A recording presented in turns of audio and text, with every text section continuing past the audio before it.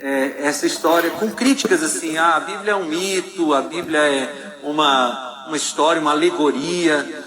E quando isso vem daqueles que não são cristãos, dos ateus, dos agnósticos e tal, a gente encara isso com uma determinada normalidade, né? Porque é natural alguém que não crê em Jesus, que não é um cristão, não crê no que a Bíblia diz.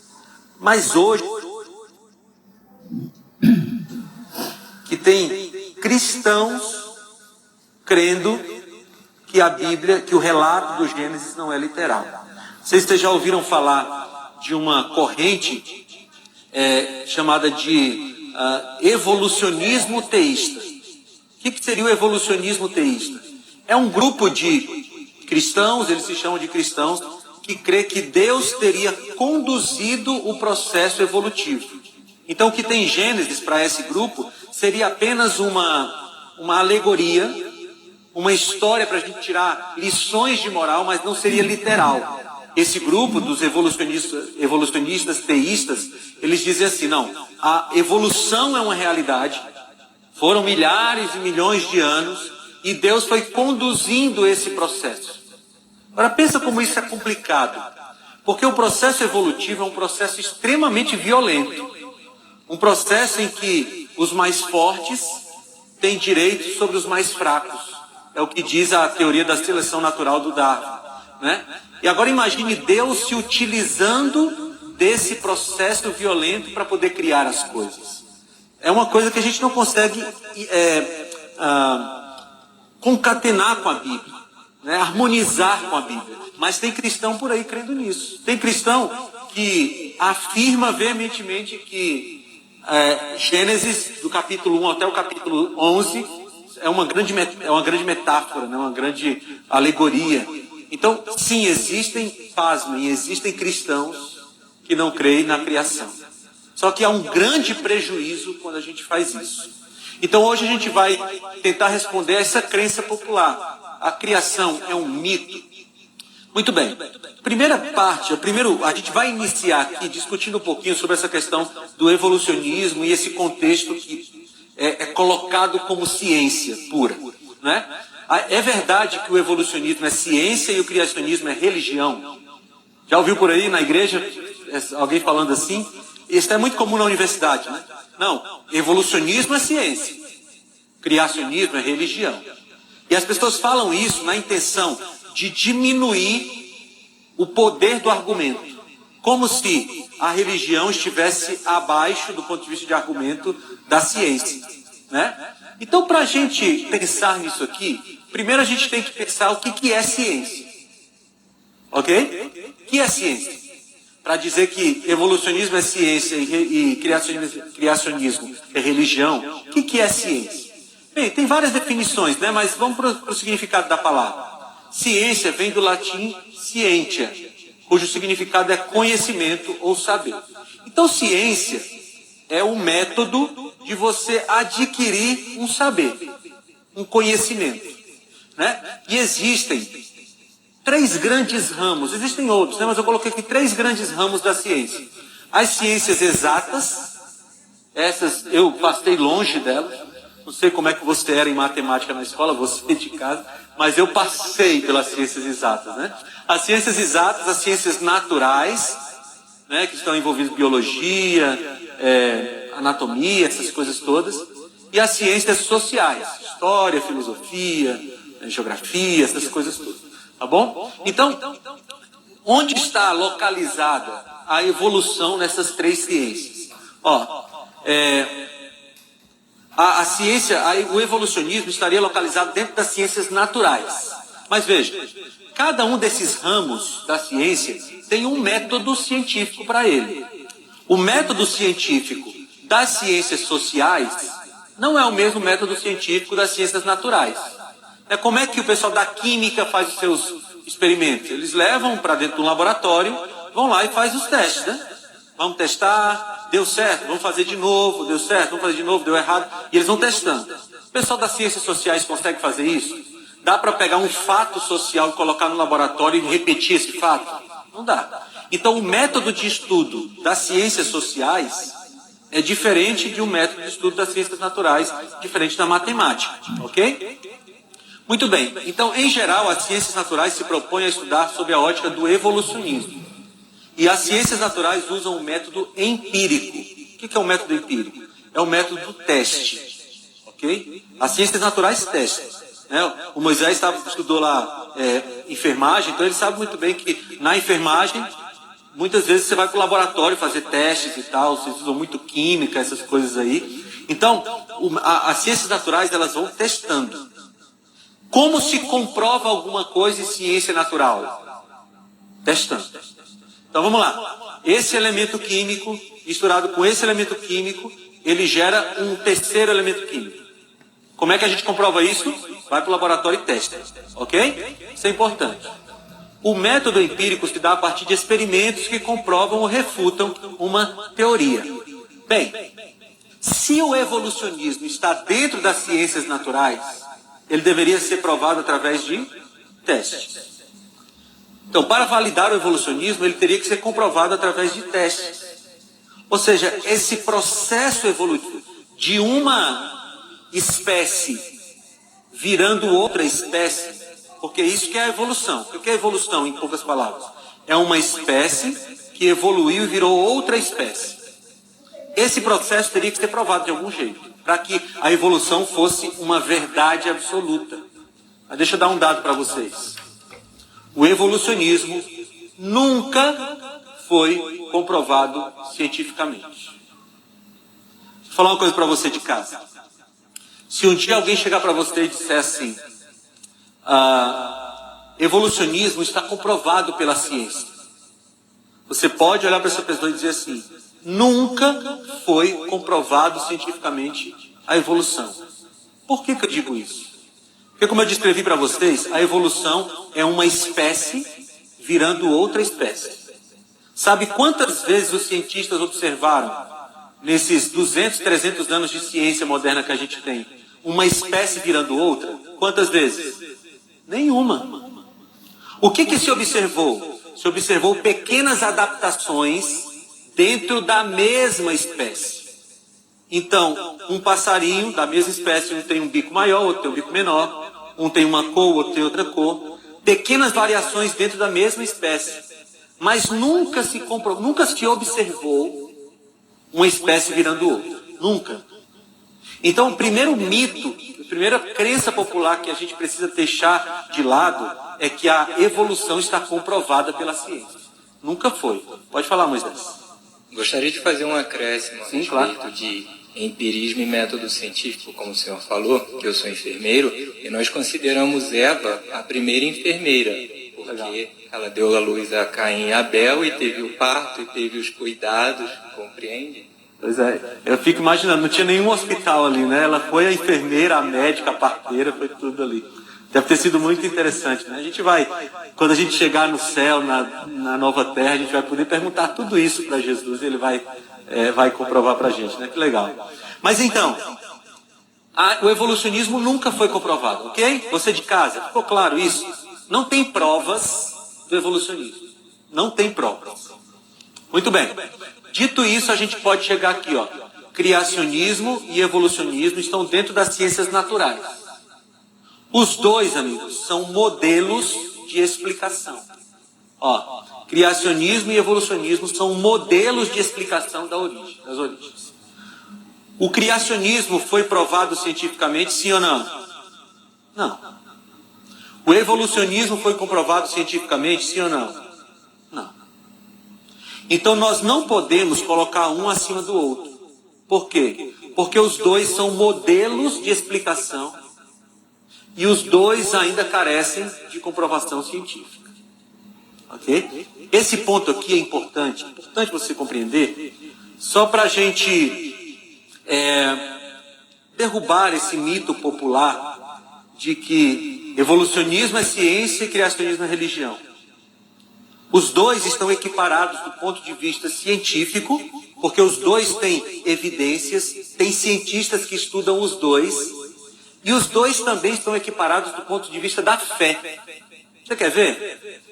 Bem, se nunca foi comprovado que uma espécie virou outra, A partir do que cientistas afirmam isso e constroem a sua narrativa em cima disso? Eles precisam de um elemento que nós também temos, criacionistas. Precisam de fé.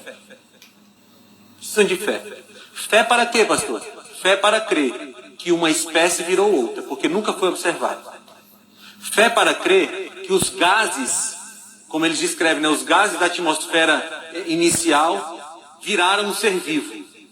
E esse ser vivo se dividiu e virou a diversidade que nós temos hoje. Quando foi isso observado? Nunca. Então o evolucionista precisa de tanta fé quanto o criacionista.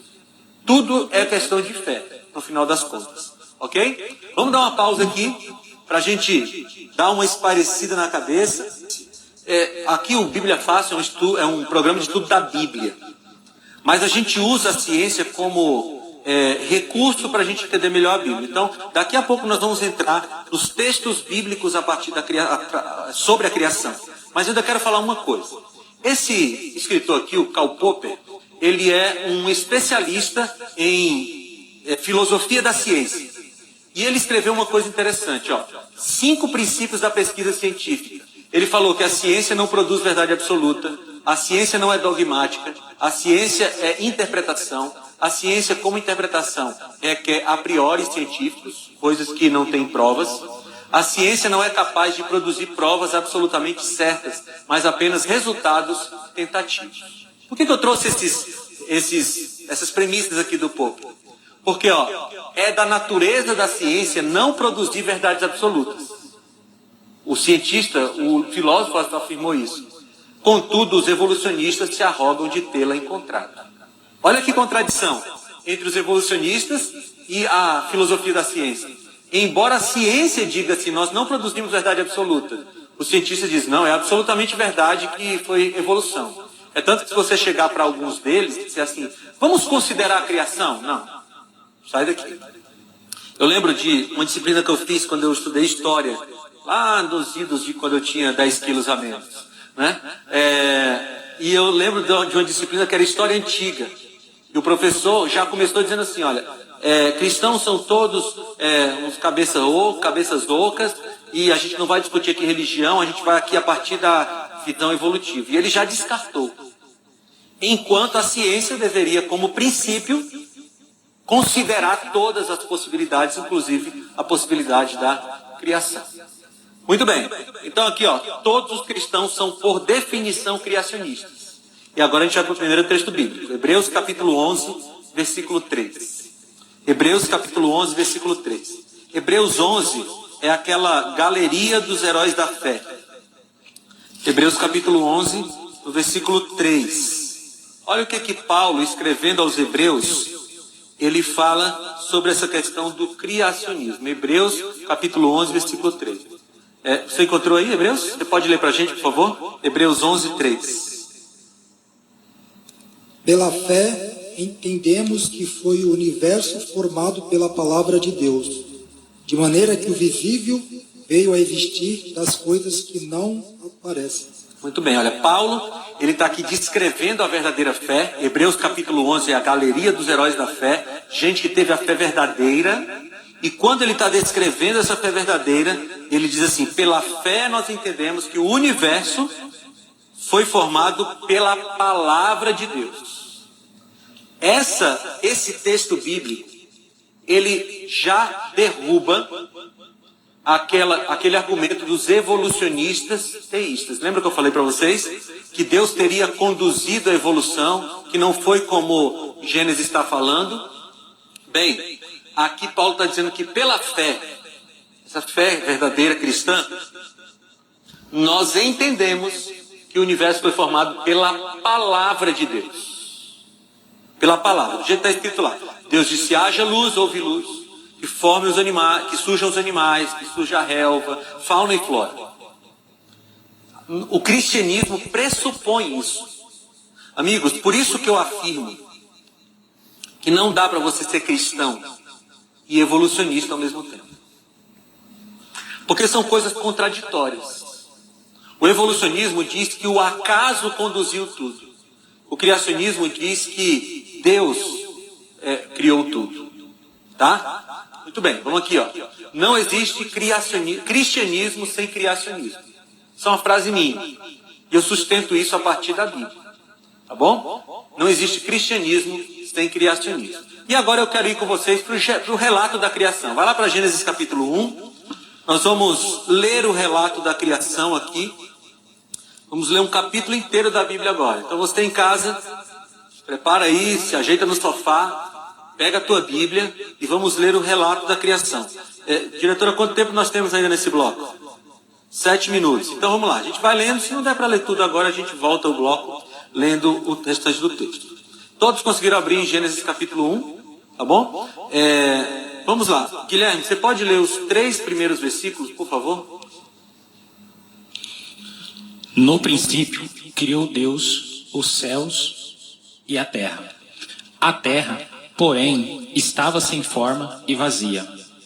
Havia trevas sobre a face do abismo, e o Espírito de Deus pairava sobre as águas. Muito bem, então aqui está a descrição do início de tudo. No princípio criou Deus os céus e a terra era sem forma e vazia. Aí, aqui no versículo 3, começa a descrição da semana da criação. Porque tudo aconteceu em uma semana. Disse Deus, versículo 3, haja luz e houve luz. Deus viu que a luz era boa e separou a luz das trevas. Deus chamou a luz dia e as trevas noite. Passaram-se a tarde e a manhã. Esse foi o primeiro dia. Aqui tem uma expressão interessante para você já aprender. Quando um dia você for estudar profecias, você vai encontrar essa expressão, que é tarde e manhã. O que quer dizer tarde e manhã? É a descrição da Bíblia para um dia. Na Bíblia, o dia começa pela tarde. A tarde é a parte escura. E a manhã é a parte clara. Essa é a classificação bíblica. Então, quando começa o dia para a Bíblia? Começa com a parte escura. O pôr do sol faz começar um dia, e quando o dia amanhece, começa a tarde, né, a parte escura, quando amanhece o dia, a parte clara do dia. Essa classificação de meia-noite é uma classificação já do Império Romano, né, que dividiu o dia de meia-noite a meia-noite, mas biblicamente começa na parte escura e depois na parte clara. Mas vamos continuar aqui. Já vimos o primeiro dia. Versículo 6. Depois disse Deus, haja entre as águas um firmamento que separe as águas das águas. Então Deus fez o firmamento e separou as águas que ficaram abaixo do firmamento das que ficaram por cima. E assim foi. Ao firmamento Deus chamou o céu, passaram-se tarde e manhã, e esse foi o segundo dia. Vamos aqui mais rápido, tá bom? E disse Deus, ajuntem-se num só lugar as águas que estão debaixo do céu, e apareça a parte seca. E assim foi. A parte seca Deus chamou terra, e chamou mares ao conjunto das águas. E Deus viu que era bom, que ficou bom. Então disse Deus, cubra-se a terra de vegetação, plantas que deem sementes, e árvores cujos frutos produzam sementes, de acordo com as suas espécies. E assim foi. A terra fez brotar a vegetação, plantas que dão sementes, de acordo com as suas espécies, e árvores cujos frutos produzem sementes, de acordo com as suas espécies. E Deus viu que ficou bom. Passaram-se tarde e manhã, e esse foi o terceiro dia. Você de casa aí está me acompanhando? Nós estamos lendo o relato da semana da criação. Como Deus criou tudo. E até agora, Deus já separou as águas, Deus criou o firmamento, Deus criou as plantas, né, a vegetação, e isso tudo até o terceiro dia. Agora vamos lá para o quarto dia, está no versículo 14. Disse Deus, haja luminares no firmamento dos céus para separar o dia e a noite. Sirvam eles de sinais para marcar as estações, dias e anos. E sirvam de luminares no firmamento do céu para iluminar a terra. E assim foi. Deus fez os 2 grandes luminares, o maior para governar o dia e o menor para governar a noite. Fez também as estrelas. Deus os colocou no firmamento do céu para iluminar a terra, governar o dia e a noite e separar a luz das trevas. E Deus viu que ficou bom. Passaram-se a tarde e a manhã. Esse foi o quarto dia. Veja que Deus está fazendo assim, ó, como um bom planejador. Deus tem um objetivo. O objetivo de Deus era criar seres humanos, mas os seres humanos precisariam de um ambiente. Então Deus está preparando o ambiente. É tipo um pai uma mãe que está preparando o quarto do filho para que o filho chegue de viagem. Deus está fazendo isso aqui. Ele vai criar homem e mulher, mas ele está preparando o ambiente. Parei no quarto dia, não foi? Então vamos, versículo 20.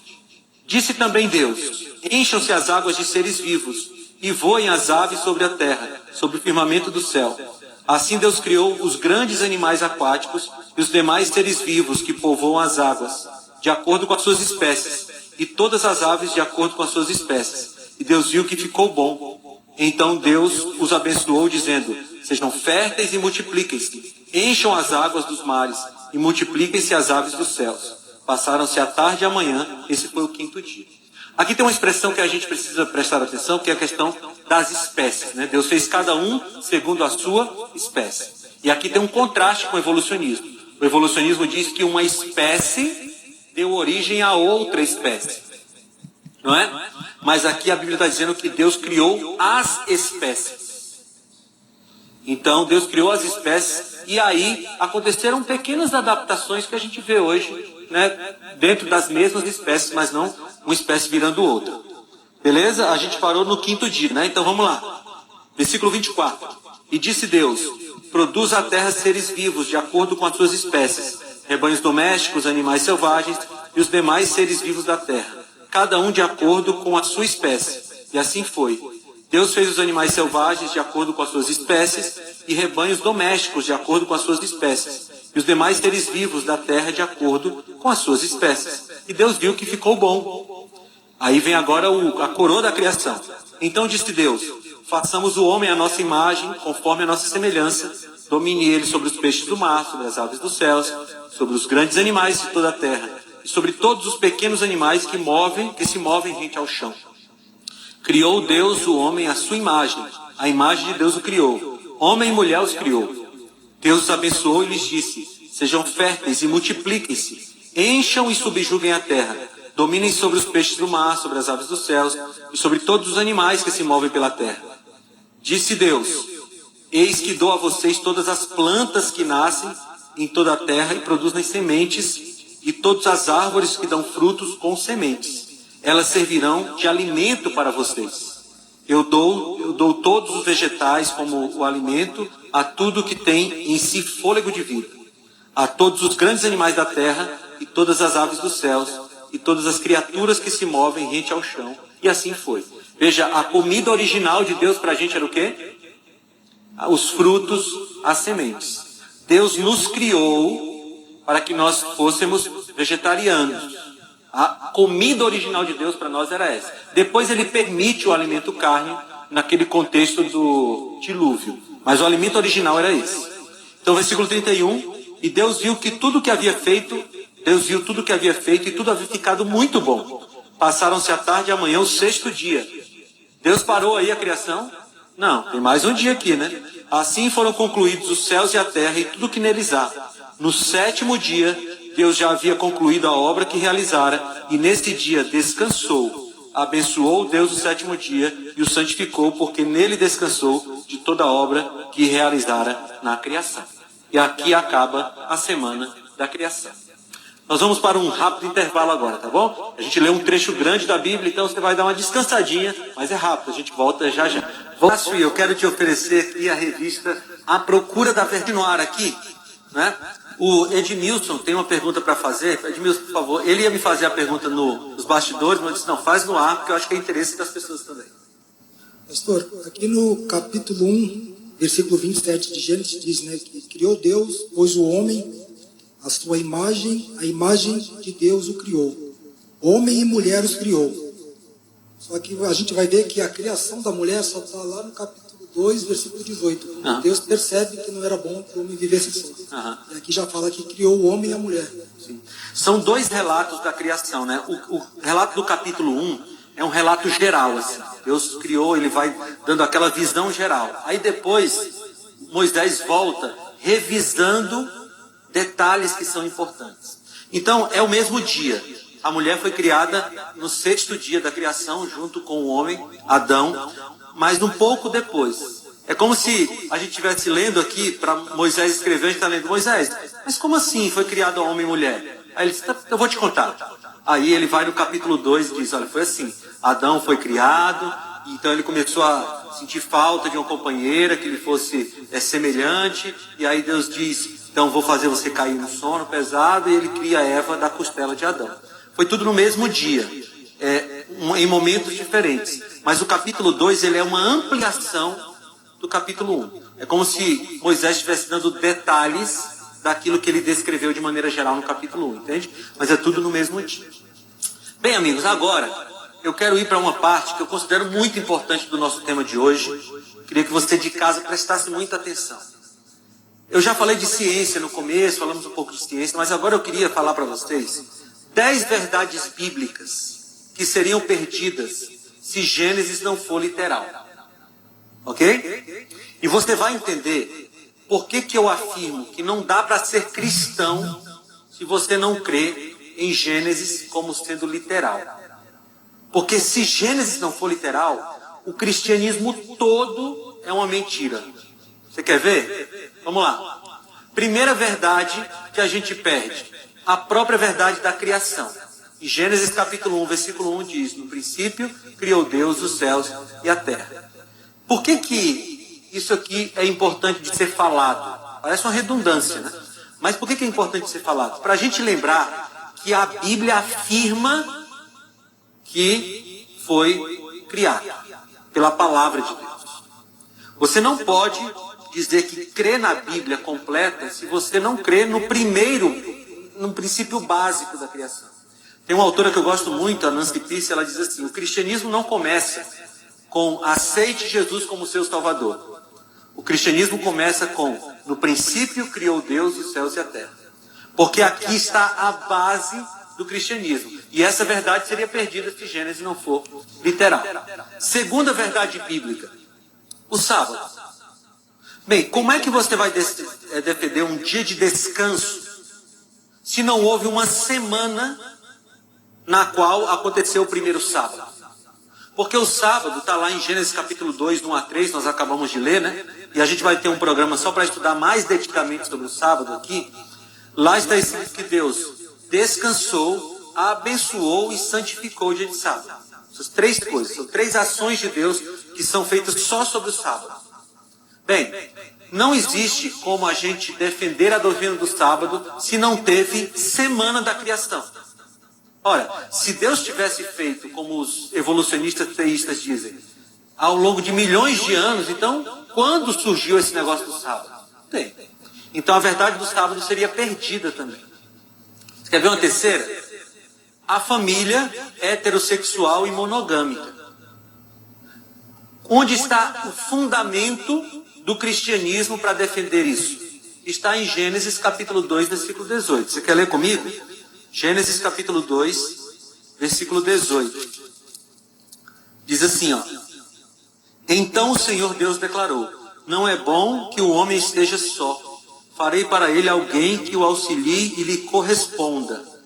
Depois formou da terra todos os animais do campo e das aves dos céus. O Senhor Deus os trouxe ao homem para ver como este lhe chamaria. Aí aqui, ó, no versículo 21. Então o Senhor Deus fez o homem cair em sono profundo, e enquanto este dormia, tirou-lhe uma das costelas, fechando o lugar com carne. E aí continua o relato da criação da mulher. Então, quando Deus estabeleceu o relacionamento humano de casamento, ele estabeleceu como? Um homem para uma mulher se relacionando sexualmente dentro do ambiente do casamento. Mas nós não temos base e fundamento para defender essa família heterossexual e monogâmica, conforme a Bíblia apresenta, se Gênesis não for literal. Porque se for a evolução, então qualquer coisa serve.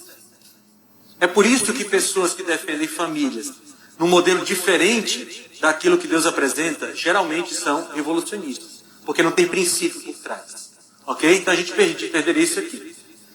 Outra coisa que a gente perderia, o sexo após o casamento. Diz que Adão e Eva, eles foram dados um para o outro e eles então se tornaram, deixou o homem pai e mãe, se uniu à sua mulher e ambos se tornaram uma só carne. Essa expressão, uma só carne, é a expressão para o ato sexual, que foi feito após a união dos dois, que foi feita pelo próprio Deus.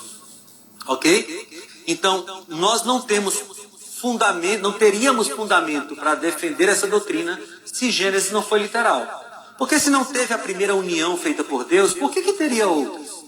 Por que o casamento seria importante se não tem esse primeiro modelo de casamento lá do Éden? Ok?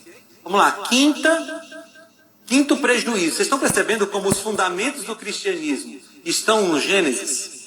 Quinto prejuízo que nós teríamos da doutrina cristã: o estado do homem na morte.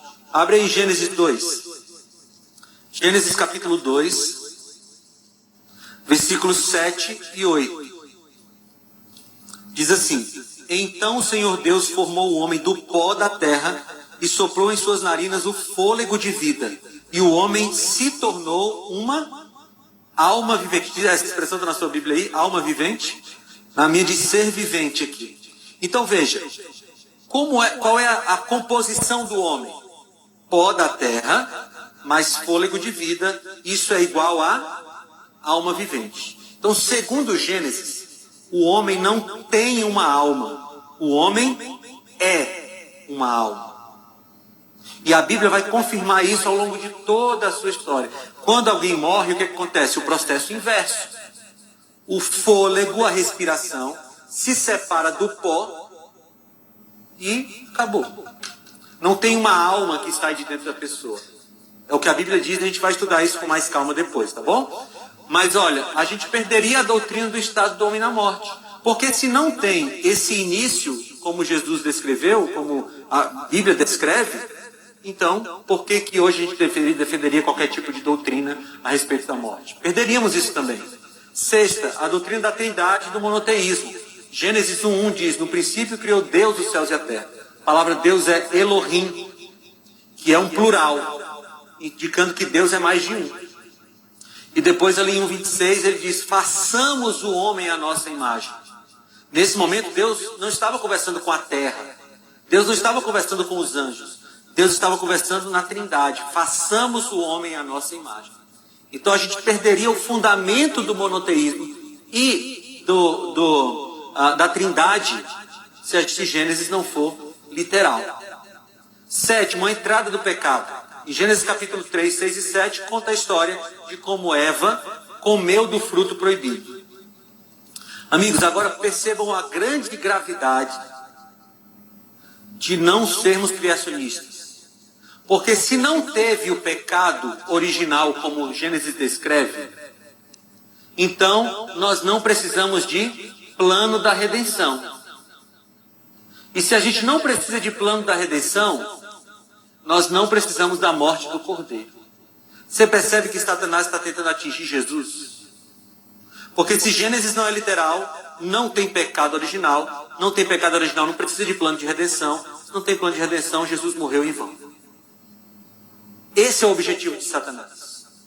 Por isso que a gente precisa crer que Gênesis é literal. Porque se não for, não tem cristianismo. Não tem morte de Jesus. Muito bem. E a décima, a própria volta de Jesus. Porque a volta de Jesus é feita para recriar. Mas se não teve criação, por que vai ter recriação? Pode falar, Esther. Impressionante como o inimigo está sempre minando as verdades bíblicas, né, pastor? E com isso, ele traz o quê? Realmente... ele destrói o cristianismo. Destrói o cristianismo. Então, quando a gente não crê na criação, a gente não tem fundamento para ser cristão. Por isso que eu afirmo, não dá para ser criacionista e cristão e evolucionista ao mesmo tempo. Ok? E aí eu afirmo, quem não crê em Gênesis literal, não crê na Bíblia. Pastor, isso aqui é muito forte. Você tem como provar isso? Vamos lá, ó. Marcos 10, 6 a 9. O que diz lá? Jesus está falando sobre casamento, essas coisas assim, divórcio. Aí diz assim, ó: mas no princípio da criação, Deus os fez homem e mulher. Por esta razão o homem deixará pai e mãe e se unirá à sua mulher. Percebe que Jesus está citando Gênesis? Está citando Gênesis, né? Porque Gênesis 2 fala a mesma coisa. E os dois se tornarão uma só carne. Assim, eles já não são dois, mas sim uma só carne. Portanto, o que Deus uniu, ninguém o separa. Olha essa situação. Jesus foi perguntado a respeito do divórcio. E ele vai responder a respeito do divórcio. Quando Jesus foi buscar um fundamento para um casamento que deve ser para sempre, onde ele foi buscar? Em Gênesis. Isso quer dizer que Jesus tratava Gênesis como literal. E amigos, aqui, olha, aqui tem talvez o ponto mais importante. Porque se nós dissermos que Adão e Eva não existiram, se nós dissermos que a Bíblia, como descreve no Gênesis, é uma alegoria, nós vamos estar dizendo que quem estava mentindo? Jesus. Porque Jesus está afirmando aqui que Adão e Eva foram seres históricos. E aí me responda, se Jesus é um mentiroso, o que sobra do cristianismo?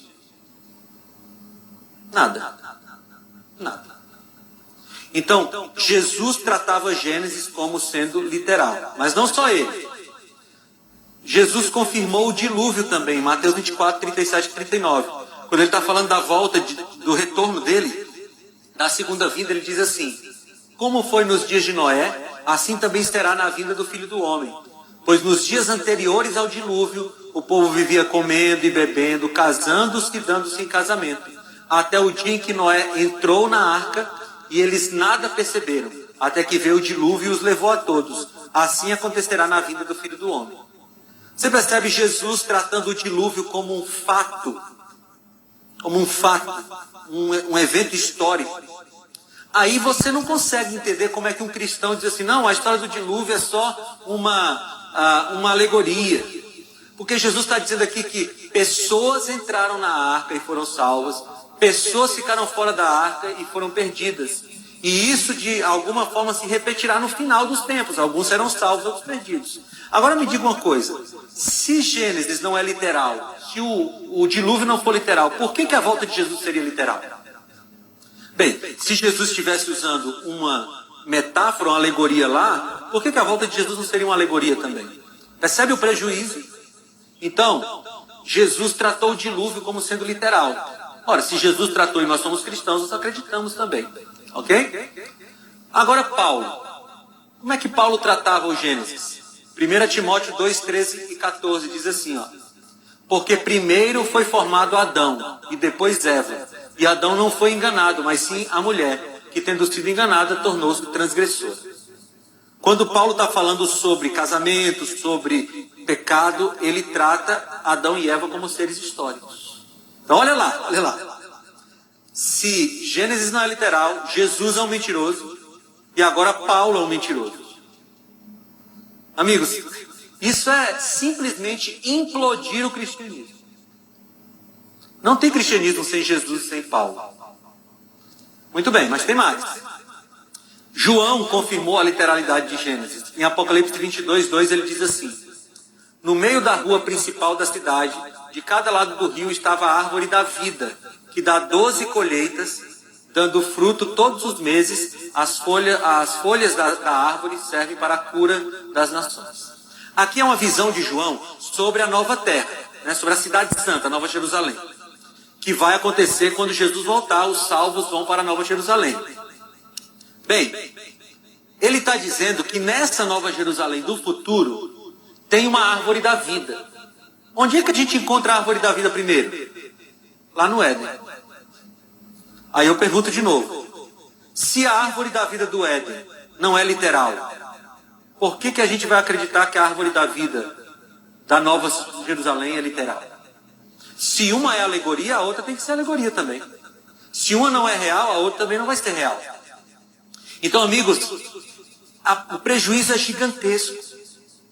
O prejuízo de não crer na criação é tão grande que eu reafirmo, não existe cristianismo sem criacionismo. Ah, pastor, mas eu não consigo entender tudo. Eu também não. Mas a gente crê na palavra de Deus.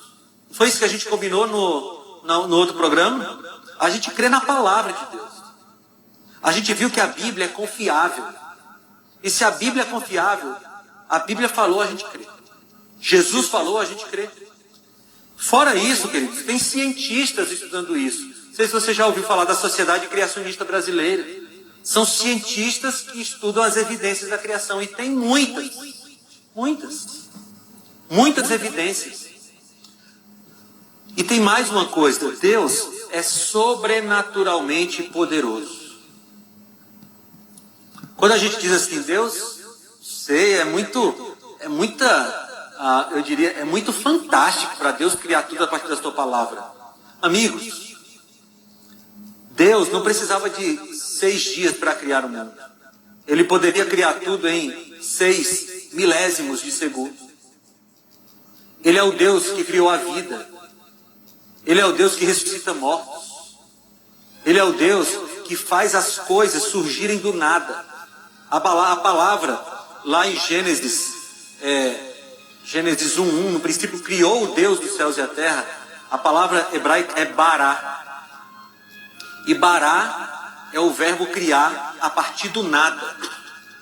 Porque é assim o nosso Deus. Deus não precisava de 6 dias, de 7 dias. Por que ele criou tudo em 6 dias e no 7º descansou? Porque ele queria alguma coisa com esse tempo. Mas nosso Deus é sobrenaturalmente poderoso. E isso nos diz uma coisa importante. Se Deus foi capaz de criar tudo como a Bíblia está descrevendo, Ele é poderoso para fazer coisas grandes na nossa vida. A gente não estuda a criação apenas para a gente ficar impressionado com o poder criativo de Deus. Não é só para isso. É para a gente nunca esquecer que o mesmo Deus que teve poder de criar tudo do nada, Ele tem poder de salvar você. Ele tem poder de transformar a sua vida.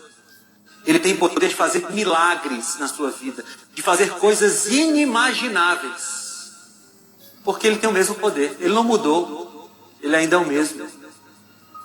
Então, quando a gente estuda o tema da criação, a gente está só dizendo assim, eu creio nesse Deus poderoso, que me criou, me salvou, e que um dia vai me recriar, ou vai me transformar, para vivermos novamente no Éden. Isso que a gente está vivendo aqui é só um intervalo na eternidade. Deus criou tudo perfeito, um dia o pecado entrou.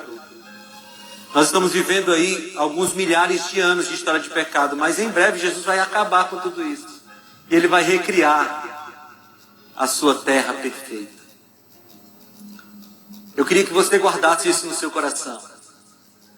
Porque é a certeza de que Jesus nos criou que nos dá força para continuar. Quando as coisas estão difíceis, quando os problemas familiares chegam, quando o dinheiro falta, quando a sua situação emocional não é das melhores, o que te dá força para continuar? Saber que existe um Deus que foi tão poderoso, capaz de criar tudo do nada a partir da sua palavra, e que esse Deus está interessado na sua saúde espiritual, na sua saúde física, na sua saúde emocional e especialmente na sua salvação. Esse Deus poderoso que criou tudo do nada, Ele tem interesse em salvar você. Ele tem interesse em transformar você, em fazer você passar pelo processo de santificação, que é um dia após o outro e se parecendo mais com Jesus, menos com o mundo, mais com Jesus. Pastor, como é que eu posso ter certeza de tudo isso? Leia o relato da criação e você vai se encontrar com um Deus que cria tudo do nada e que a partir da sua palavra pode recriar a sua vida. Não importa como ela está agora. Ela pode estar sem forma e vazia como era a terra. Mas o haja luz de Deus pode levar luz para a sua vida agora. Você crê nisso? Então vai conversando com Jesus enquanto nós ouvimos a música. Louvado seja Deus. Que estudo maravilhoso. É aí que Deus, através desse estudo maravilhoso, resgata e aumenta a nossa fé cada vez mais. Porque nós vemos através desse estudo maravilhoso da criação de Deus, de como Deus fez e formou tudo nós vemos que nosso Deus, ele é um Deus grandioso, poderoso, maravilhoso, misericordioso e santo, e que é suficiente para nos transformar cada dia mais em pessoas melhores, em seres melhores, e nos santificar, nos dando a sua graça, as suas misericórdias e o seu amor. Que nós guardemos este estudo profundo em nossas mentes, em nossos corações, que fique entranhada em nós as palavras do Senhor através desse estudo maravilhoso. Que Deus em Cristo nos abençoe e fiquem todos com Deus.